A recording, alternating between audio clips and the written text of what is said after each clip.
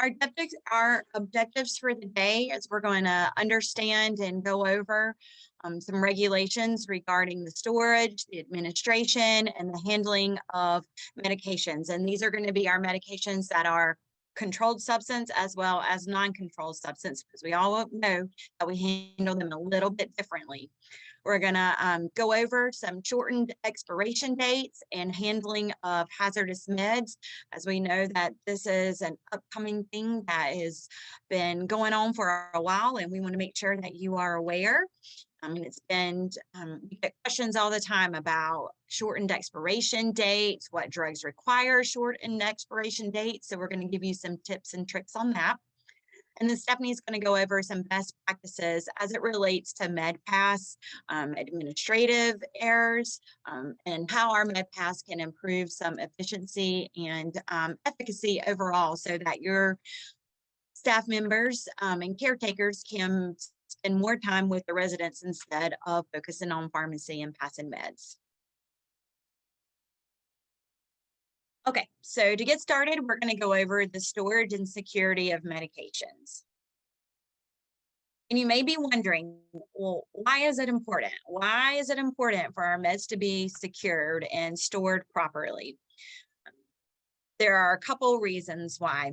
Number one is it decreases med errors and adverse drug events. This is mainly because you want to make sure that when you're storing them properly and in order, that your resident or that your caretaker is grabbing the right medication, that they're selecting the right med. If there was not an organized way to store medications in the med cart, you always have your look-alike, sound-alike drugs, and you always want to and you also have eye drops and ear drops. So we want to make sure that you're storing them properly in order to decrease errors. Along with that, it also assures that you have proper medication selection. Again, this goes with, we know that some eardrops and eye drops are stored or are available in the small little containers. So when you store all eye drops with eye drops and all eardrops and eardrops, it makes it easier for the caretaker to select the right style or the right form of medication. And this also can also help improve documentation of medication administration. We all know that our caretakers are quick to want to get their MedPass done, but they also want to make sure that they do it properly and accurately. So whenever medications are stored properly, majority of the time, this can help them improve their medication MedPass. Okay. So I'm sure that majority of our facilities and communities have medication carts that probably look similar to what's on this screen. The rules about the medication carts, as we probably all know, but we're going to go over these a little bit more. They must always be supervised by the nurse or the med tech administering medications, even when the carts are not in use. 9 times out of 10, I'll walk into a facility ready to do their unit inspections, and the cart is stored in the med room, which is proper.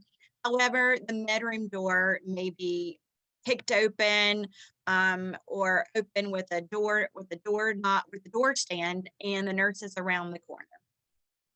Well, the med cart must always be under the med tech supervision. It must always stay locked as well. And this is for safety for the residents, especially if you have residents that are in a memory care. You don't want the resident to come by, undo the med cart, pull out whatever medications they would like, especially if it's a narcotic. So making sure that the meds are stored behind them or stored in the med cart and locked. I've had several facilities that have gotten cited for this as well. So we always want to make sure that it may seem that it's kind of small and minute. It is a big focus for surveyors to make sure that they are looking that the med carts are locked. Some facilities go off of having keys that are stored for their med cart, but other facilities even have a keypad that's on the top of their cart that they use a pad number to get into their cart. The keys to the med cart must always be kept on the person that is responsible for the medication for that shift. And that's a big one. You don't want your med techs or your nurses on break or down the hall while someone else has their keys. What if that person has to leave early and they forget to give the nurse their keys? Then you're stuck with no keys to the cart. So it's always important to make sure that the person who's responsible for the cart always has the keys on them during their shift. We also want to make sure that the carts have contained locks, or they contain locked non-removable drawers.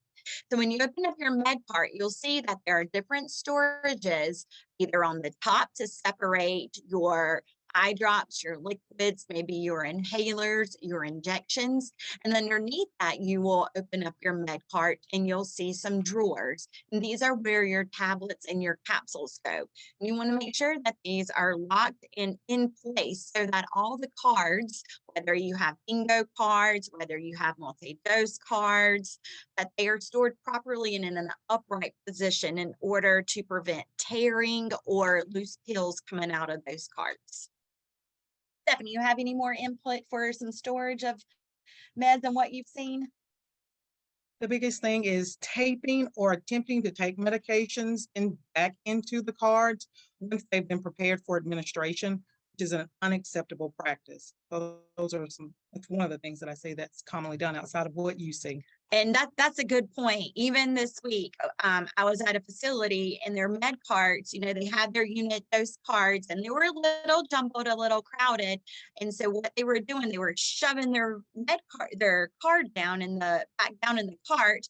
The pill was coming out. So they were, in order to save the pill so they're not wasting, they end up taping the back of the card with tape.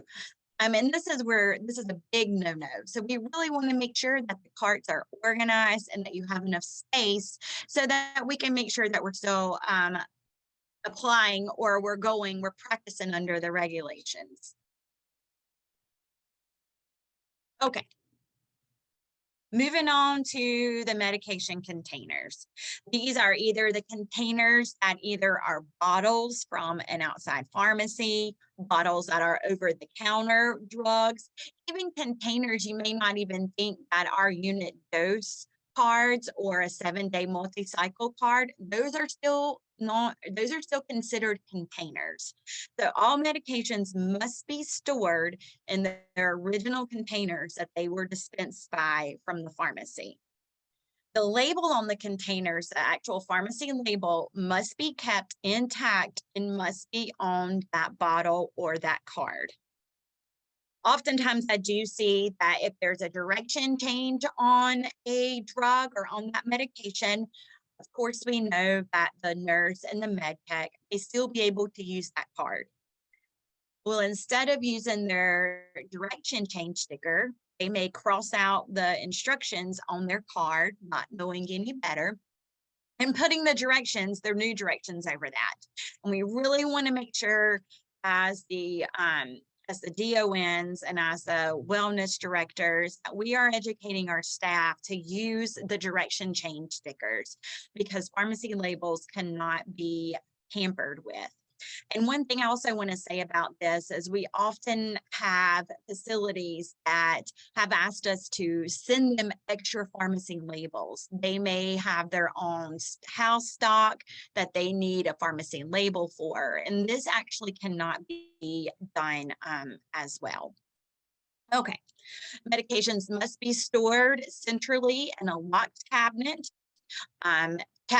or their med cart, or in the refrigerator when required, if refrigeration is required or recommended. There must be sufficient storage space and adequate lighting. And this goes back to storage space so we can make sure that the medications are not damaged. Topical medicines may be kept in a separate cart. Oftentimes we have some of our skilled facilities that do ask for a treatment cart, and that is okay for those topical medications to be stored in that cart. If not, you can still store them in the regular medication cart, but just in a separate, of course, we know, in a separate compartment. And a biggie, all controlled substances must be stored under a double lock.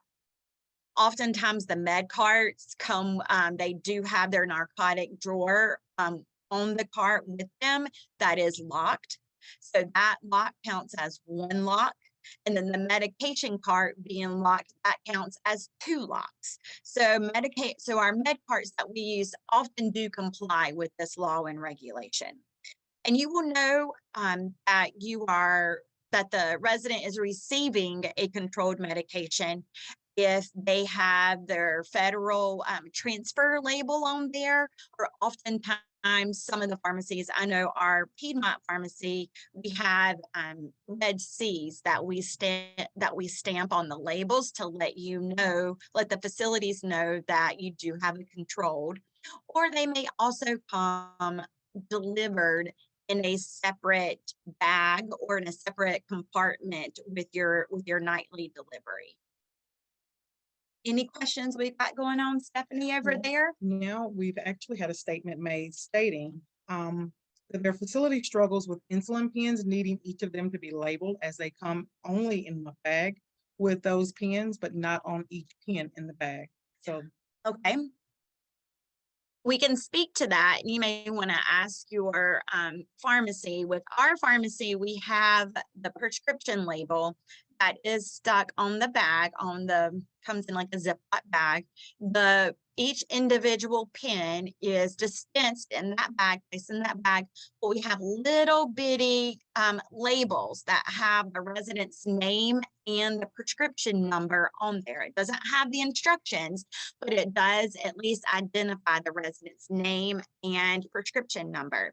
And those little bitty labels are attached to each pen. We often take another Ziploc bag and stuff it down in there. And this with the prescription pharmacy label. This way, when it's delivered to the facility, you can store all your pens in the refrigerator with one bag with the pharmacy label. And then we encourage you to take the other bag out. And each time you have a pen, you just place it down in that bag. And you always want to make sure that you're dating your pens when you open. And that's something we're going to get to in just a minute. Who asked that? Rhonda, I hope that answers your question. If it doesn't, or you want to dig a little bit deeper or talk a little bit more, just type some more in your chat, and we'll be glad to go over a little bit more. But I hope that's what you're asking for or what you're looking for. Now, Sarah Ulrich asked, what about assisted livings that have packaged meds for unlicensed personnel to administer and resident receives meds from VA or dispensed in bottles? Okay, so for the resident that receives medications from the VA, we have residents that use the VA as well or use an outside pharmacy. Those medications still stay in the VA bottles. They do come to the facility in a prescription bottle as well that has a label that has the resident's name, the directions, all of that jazz. The main thing that I really see as a challenge for medications that are dispensed outside the pharmacy is usually they may not scan if you have a barcode system that you interface with your pharmacy, and the scanning and then the packaging as well. You just have to be extra careful with those bottles, but they cannot still be relabeled or repackaged from the pharmacy after they're dispensed from the VA. And to add to that, Brandy, what I've seen in some cases with the VA medications, some of the staff, once the family members bring in those bottles of VA medications, they will take what's left with the bottles that they're currently using and mix them in with the new supply of VA medications that they've received, which means now the quantity is incorrect, but also the expiration date and the lot number that is assigned to that bottle, it does not match. So here is where you want to encourage the staff not to mix the medications or combine bottles when they think that they're downsizing or making space in the cart, to keep those medications in the original bottles in which they came in from the pharmacy. All right, we're going to move on.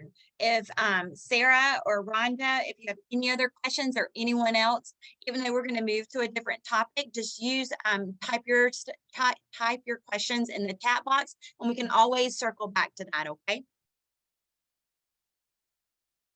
All right, now it's on to my partner's turn, on to Stephanie. So I'm gonna take a breather, and I'm gonna let Stephanie speak for a minute. Click it on your side, and I can look over here. All right, she's gonna show me something new today really fast. Hit enter over here. All righty, so with control medications.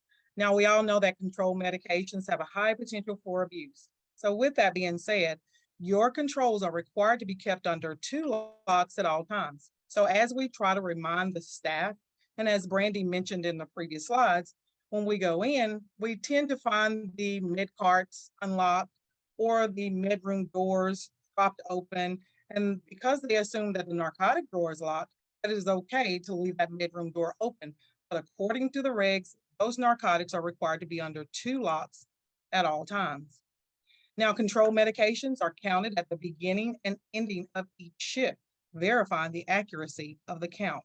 And I think this is probably another challenge that a number of our facilities face, as you have that, whether it's a nurse or a med tech that's eager to leave at the end of their shift. And you've got someone who's doing what I call the auctioneer call on the other side of the med card as they are filling out numbers. And you've got the med tech who's coming in who is supposed to pull each card out as that person is calling out that number, and that auctioneer caller, as I call them, who's standing beside them, should be standing there with that narcotic book open. They're looking at the card of medications. The oncoming med tech or oncoming nurse should be verifying that that number that was called out matches that actual narcotic count sheet, as well as verifying that that is the medication that is applied to or associated with that card. And oftentimes we find that when people are having issues and they come up later and they're panicking, calling the supervisor after the exiting med tech is left, it's because they did not thoroughly verify the count. So I always advise, slow it down, look at both the front, the back of the card, and once you ensure that everything is correct on the back of that card, to include that none of the packages are torn over the foil packages, nothing is taped up, then of course now you can verify that that count matches that narcotic count sheet that that exiting med tech or nurse gave you the number from. So again, I try to advise, please slow it down, pay attention, verify your count. The narcotic count log must be signed by the assigned nurse or med tech at the beginning and ending of each shift. And again, this is another thing that as you have those folks that are eager to come in to relieve their exiting med tech or nurse, oftentimes what they'll do is go ahead and they'll count, but they don't sign in that they have taken ownership or the responsibility for the keys for that med card. And when state oftentimes walk in, that's one of the things that they look at, especially when they find that there is an error with the narcotic count. Did you thoroughly count the medications before you took those keys? And by signing that narcotic count log, you're justifying or at least verifying that you have counted. And a lot of times the staff don't do that.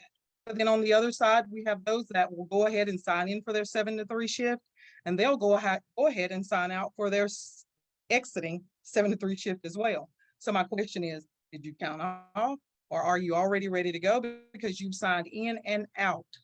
So advising the staff to make sure they're signing that narcotic count log is key. It's important. I want to chime in with Stephanie and say that I had a facility that was recently under licensure, had their licensure survey, and they did get cited on their narcotic count sheet for not documenting signing out at the beginning and at the end. So it is a real issue that does happen in all communities. But just to let you know too, that your surveyors also are looking for that as well. Stephanie, we have some things that have come into the chat. Do you want to finish up on controlled meds while you're on a roll? And then we'll kind of go back over some things that are in the chat, because I don't want it to get too crazy in the chat, but I don't want Stephanie to lose her focus either, since she's on a roll. So we'll come back to everything that's in the chat. You just keep on going and doing that, and then we'll come back to you. Thank you. Now, your control medications require a witness when wasting and should be documented according to facility policy and guidelines. And this is another thing that I stress to both med techs and nurses: follow the facility policy for documenting waste, but it is important that they have a witness when documenting that waste, especially a single dose that's been prepared for administration. The cards of medications, or if you have multiple dosages of the medications that have been discontinued, for example, the med techs or nurses have been trained or advised to take that card or bottle of medications that's been discontinued along with the narcotic count sheet to their director so that they can be properly destroyed and logged in the narcotic count log, so that if there's ever a question about the medications being destructed, there's at least a record of the destruction of 30, 40, 50 medications, for example. So again, following the proper facility policy and guidelines of destroying the narcotics is important.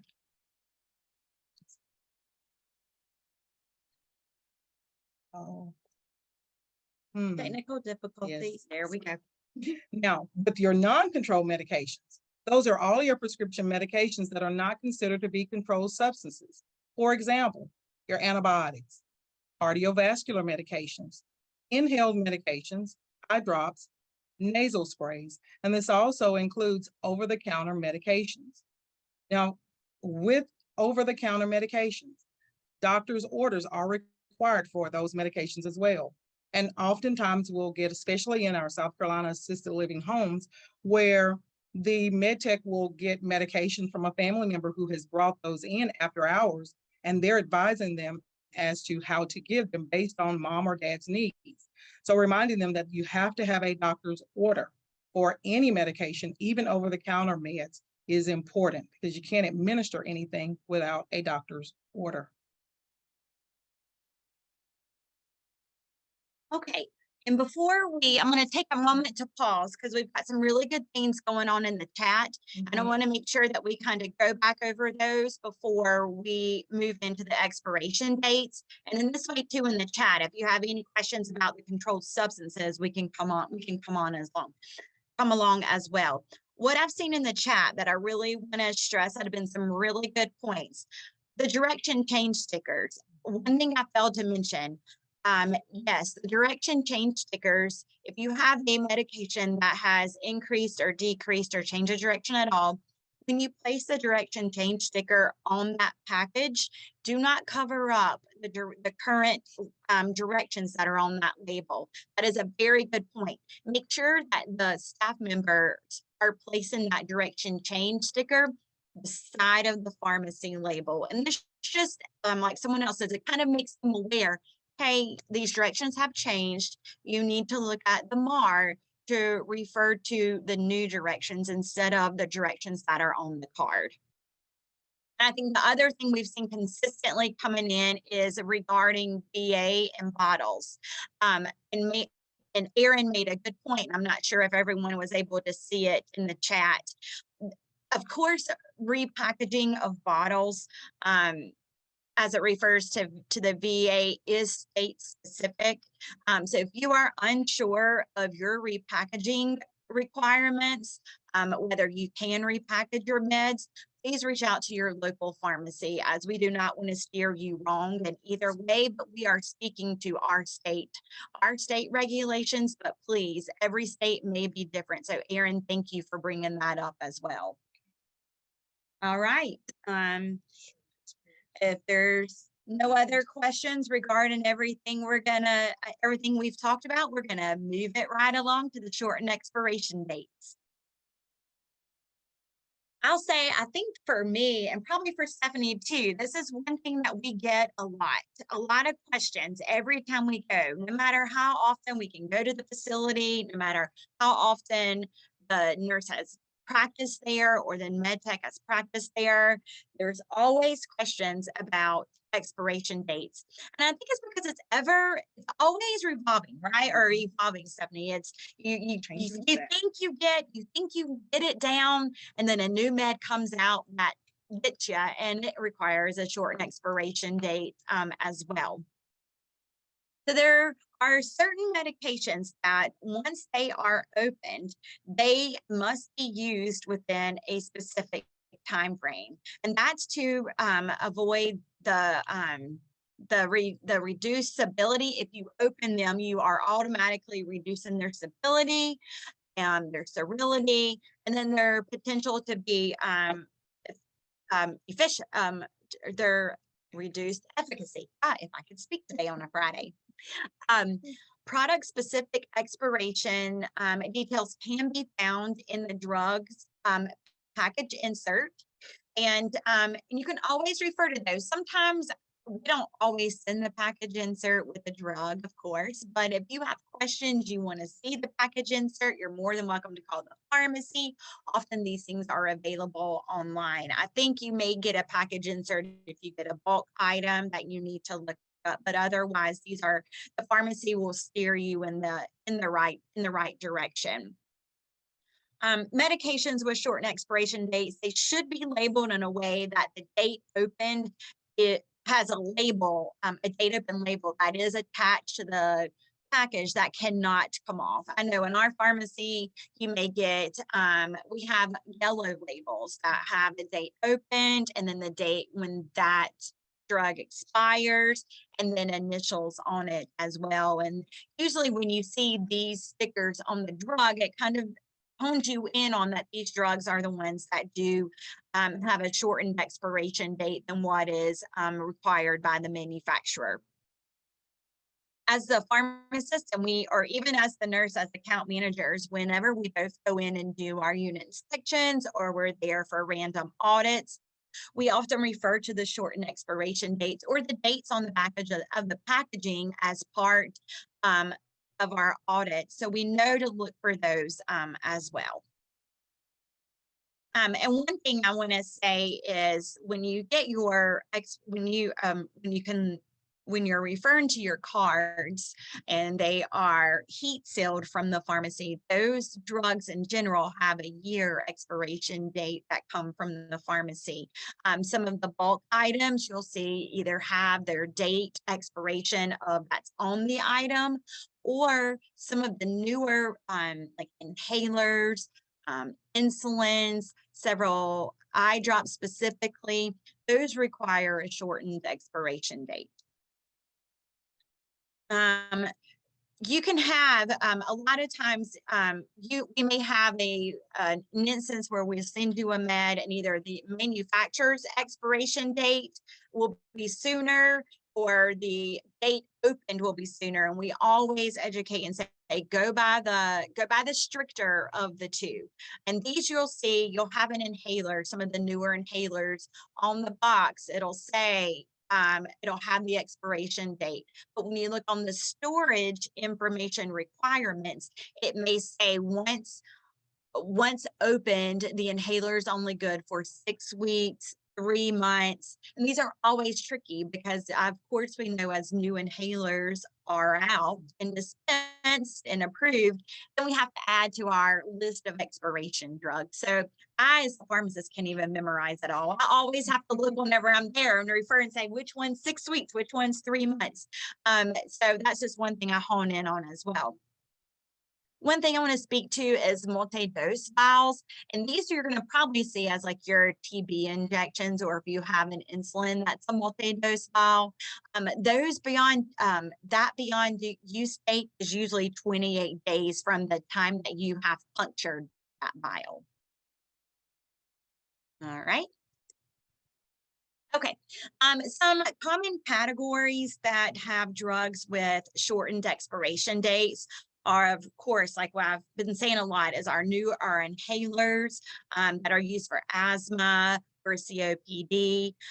Some of your nasal sprays, your Flonase actually has a shortened expiration date. And here's the whole list from insulins to eye drops to vaccines. And insulins are always a tricky one because depending on the brand or the manufacturer, you may have some insulins that are good for 28 days. You may have some insulins that are good for 6 weeks, for 42 days. And I'm going to steal Stephanie's reference this week because as she teaches med tech classes, she always has really cool sayings. And one thing I always get especially with eye drops. As we all know, Xylotan. Xylotan's the one that comes out of the box. Its generic name is latanoprost. It's one of the few eye drops that require a shortened expiration date, and it's 6 weeks. Just like Levemir is good for 6 weeks. So Stephanie kind of came up with the saying of these drugs are your LL Cool days. They're latanoprost and Levemir are good for 42 days. I kind of take little rhymes and reasons and sayings like that as it sticks in my mind, the two that are good for 42 days.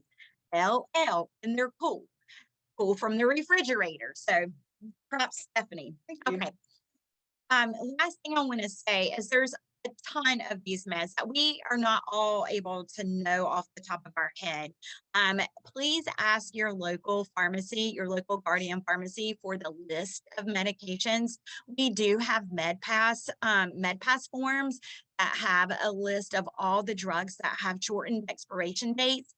And these lists can be placed on the cart in your 3-ring binder.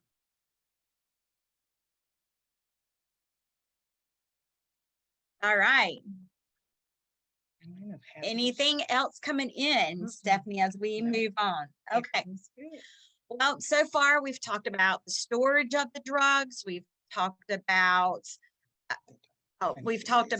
storage of the drugs. We've talked about giving out drugs. We've talked about our med carts. Now we're going to talk more about the handling of drugs. And this has become really big in the past 6 months. And Erin asked Stephanie and I to kind of speak a little bit about what's up and coming with the long-term care and where's all this kind of coming from. And as we have facilities that are asking us how to handle some hazardous medications. So that's going to be next on our list to talk about.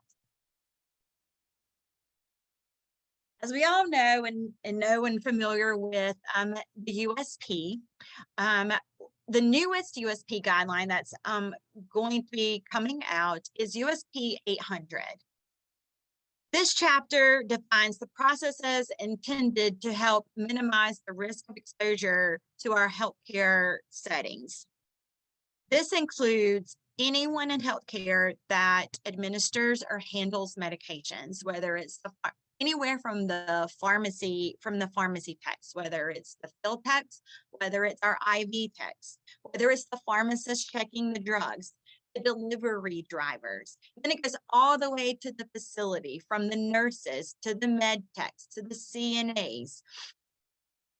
These are things that are going to affect how we handle the medications whenever we're either preparing them for the pharmacy to dispense to the facility, or you're the facility and you are the nurse that's giving the medications to the resident. Okay, it seems like we've got a question. How do you properly handle chemo drugs? Oh, well, it is a good thing you asked that question because you're ahead of us. That's exactly what we're going to talk about right now. When you handle hazardous drugs, these are the requirements. You'll see that the number that you need chemo gloves, an N95 mask, a closed system for crushing meds, and that can be your silent night pill crusher that you have on the cart, because you also have your your plastic containers, your plastic packages that the meds are going to go in, and then you crush those. So that is a closed system. And then oftentimes a gown and eye protection if you are at risk of any splashes with liquids. The main thing I want to stress about that section is where it says chemo gloves.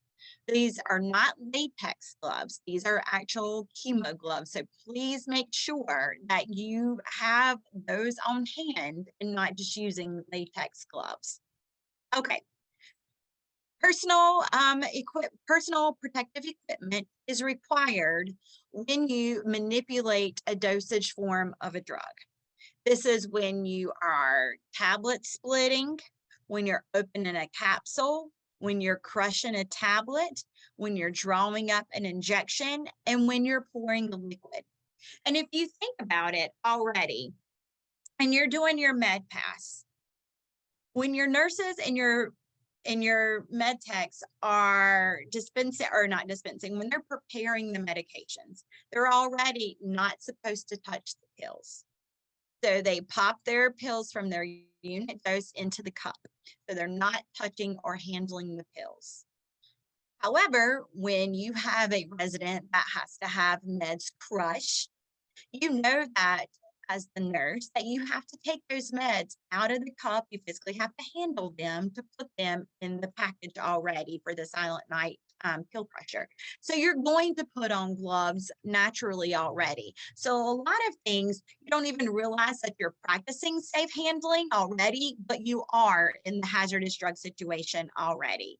And when you're drawing up an injection and you're going to give someone their insulin, as a nurse and a med tech, you're already needing your gloves to do that because you have to wear your gloves when you're administering the insulin to the resident already. So these are things that your staff already practices that you may just not realize and put the two together. Okay. There are two categories when it comes to hazardous drugs. You have high risk, which are your chemotherapy drugs, and then you also have your mild to moderate risk. And these are broken down, as you can see, into two sections.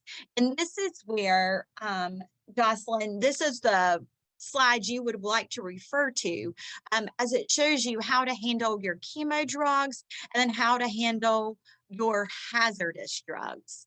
So for just your hazardous drugs, those you're going to wear a single pair of chemo gloves, and then these are going to be for your crushed or open capsules.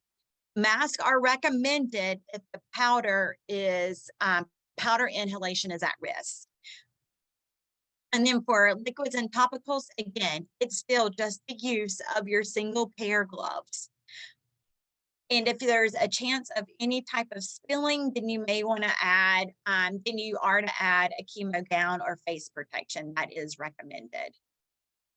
When you are administering chemotherapy drugs, which are a high risk, those are more involved on what you are to wear. You'll see that the main difference in the mild risk drugs, a lot of things say, besides your chemo drugs, everything is recommended. The masks are recommended. The chemo gown is recommended.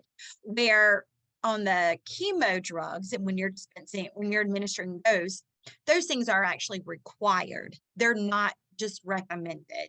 So your double pair of gloves are required. Your gown and your mask and your face mask, those are required. So those are the difference between the two classes of high risk versus moderate risk. Couple of questions coming in. First question, we have, and this came from Christine, we have bubble packs of meds and do not use gloves when punching out meds. Is this universal process? We have bubble packs of meds and do not use. That is a universal process. Yes, that is standard practice. Majority of times I see nurses, because you're not handling those, you're physically not supposed to touch the actual medications, because that's also infection control for the medications and for the residents. So when you are preparing your medications, when your nursing staff's preparing the medications, they are to punch the pills from the package straight into your medication cup. That way your staff is not touching any of the pills already.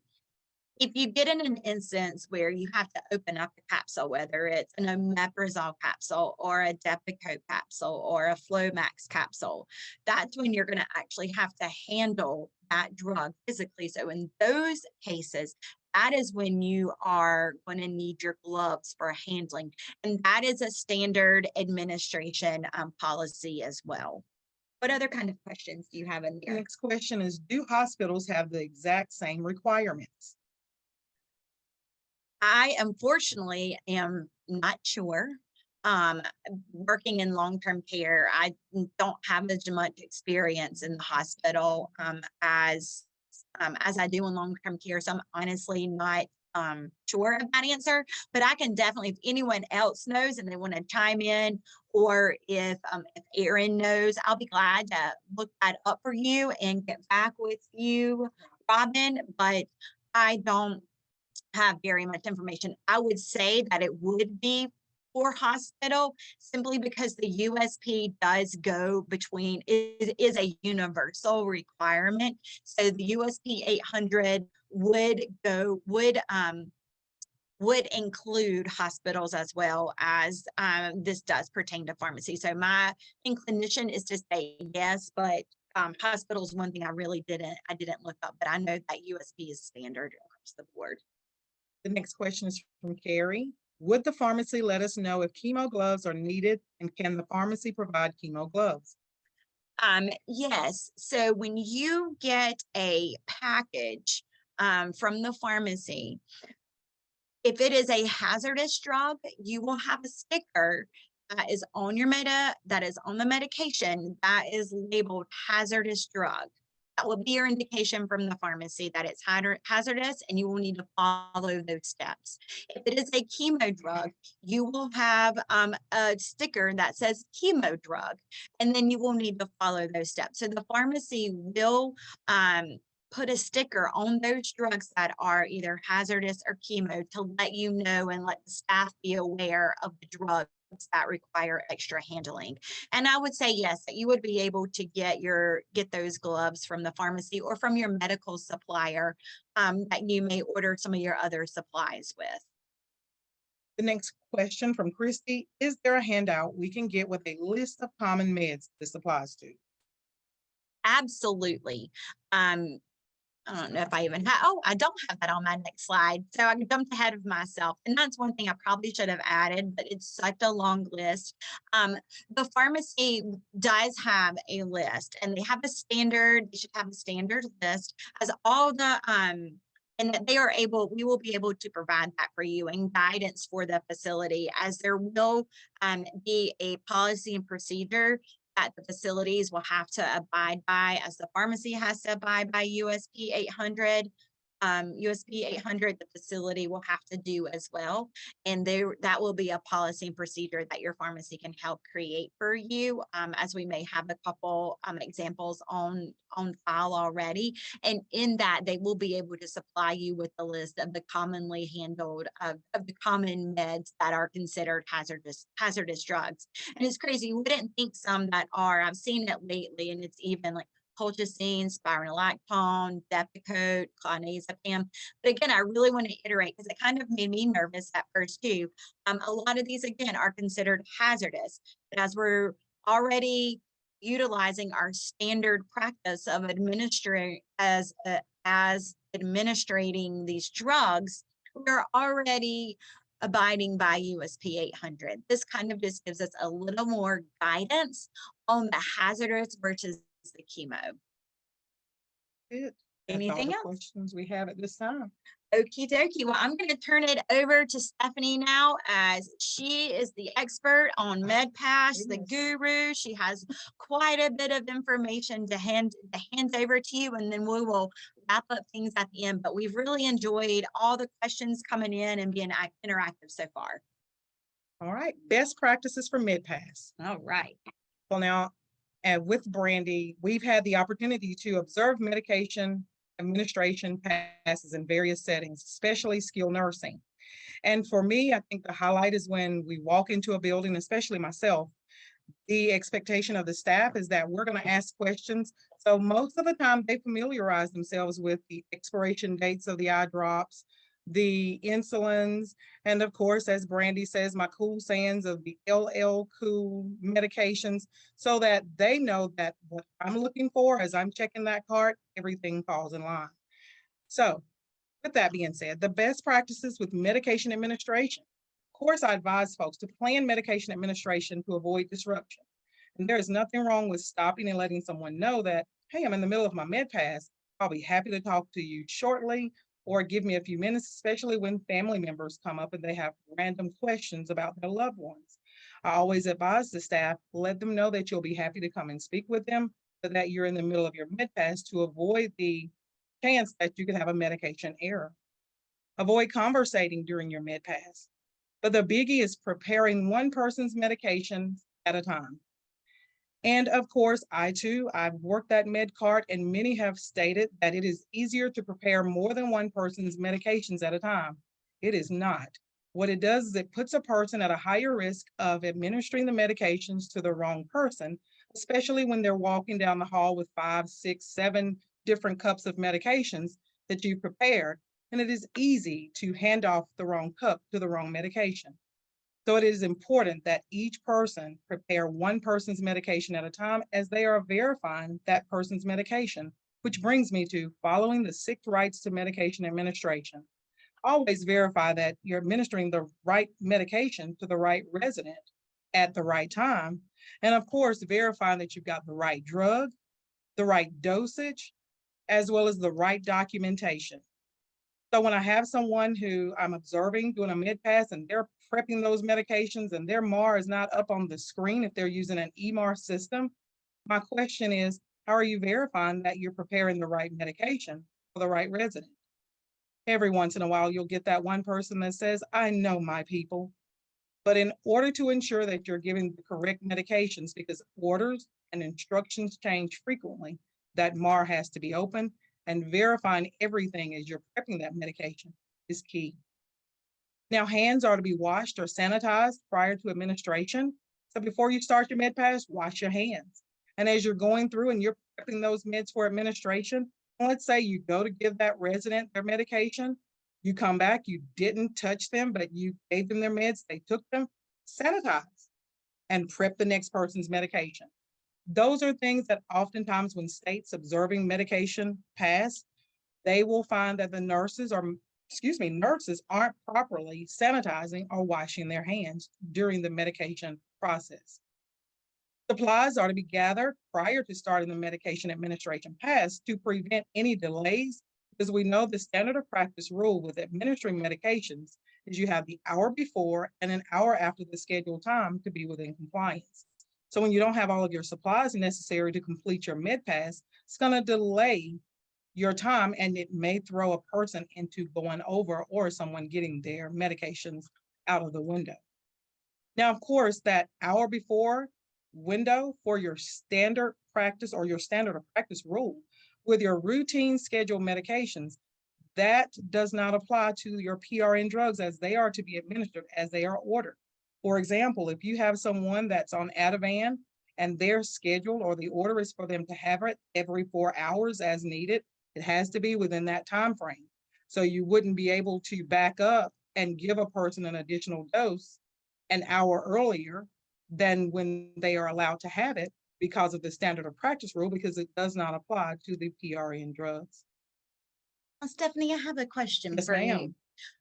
Say you and I are working together and the friends that we are, we want to really make sure that we are done with our med pass so we can chat later and giggle around. Is it okay if I prepare the resident's med and then give them to you for you to go pass out? Because I really want to be a team player and maybe the two of us could work together. Is Absolutely not. An option? Absolutely not. There's no prepping of the medications for someone else to give, because again, it sets a person up for a medication error. And although Brandy is my BFF, we can't do the sharing of the med pass is what I call it. That person that is preparing that medication should be the one that administers it, as well as documenting on the MAR that their resident has taken it. Nice. Well, I guess I'll keep us Move safe on. in this time. Yes, ma'am. We won't do that. But gloves should be worn when handling medications, as Brandy discussed, with the proper handling of certain medications, but medications that have special precautions, creams or ointments, patches, eye drops, inhaled medications, and eardrops. Obtain pertinent vital signs as ordered prior to administration of the medications, such as blood pressure, pulse, blood sugars, etc. Probably one of the common things that Brandy and I have seen is with pulses. You have medications like Lanoxin that may have orders or parameters that state hold if the pulse is less than 60. And you've got the person that goes and gives it, and then they'll say, oh my God, I didn't check the pulse. Well, now I'm going to go and check it. And of course, they've got a 52 pulse. you've already given it to them. You can't tell them, I need you to give me back that Lanoxin, you keep the other 12 pills. It is important that the vital sign associated with that medication is obtained prior to administering that medication to prevent, again, from having a medication error. Verify expiration dates, especially those with shortened expiration dates, such as your insulins, eye drops, etc. And Brandy has already shared my cool mnemonic with the LL Cool meds. Always verifying that those insulins are dated and that they have not expired so that you're not giving someone medication out of date, as well as the eye drops, which tends to be, now it's not as big of a deal as Brandy and I think we are a little rough around the edges at times in some of our buildings, but we do stress that they need to date their eye drops. Oftentimes what we do get questions, or I have questions with, is when you have someone that's on an antibiotic eye drop, although the manufacturer's expiration date, it has not expired based on that date, the person has completed their course of therapy. And I usually advise just get rid of the bottle. There's no reason to hold on to it, as I know most of the time in the home setting we tend to, but it is not ideal to keep on the med cart when that person is no longer on that particular medication. Check the refrigerator for medications requiring refrigeration and return to after preparation to maintain the medication. So again, if you have medications that require refrigeration, such as some antibiotics, and you hand that or you've prepared that dose to give to the resident, if it requires refrigeration, get your dosage, administer, and replace that bottle back into the refrigerator to maintain that medication. Now, Stephanie, again, as the one over here, the troublesome one, I have a question for you. Yes, ma'am. I'm on the cart today, and this usually is just not my cart. So I'm just filling in today, and I'm giving my residents their meds. And you come up and you've checked my cart, and you told me that I have these insulin pens that are expired. But you know what? They're not given on my shift, and I just took the cart over today. Am I still responsible for that? Absolutely. Which now I advise the med techs, as they are counting off their narcotics, check to make sure that the insulin pens are dated as well as part of the count off process, so that you're not giving medications that you don't know whether or not they have expired. So it's everyone's responsibility. It's not just one person's responsibility to date those flex pens. Everyone should be verifying that those medications have not expired. And so thank you, Brandy, for verifying and sharing that, because oftentimes this is what we tend to have. We have the person that blames someone else for things that we tend to find to maintain that ongoing compliance. It's not my fault.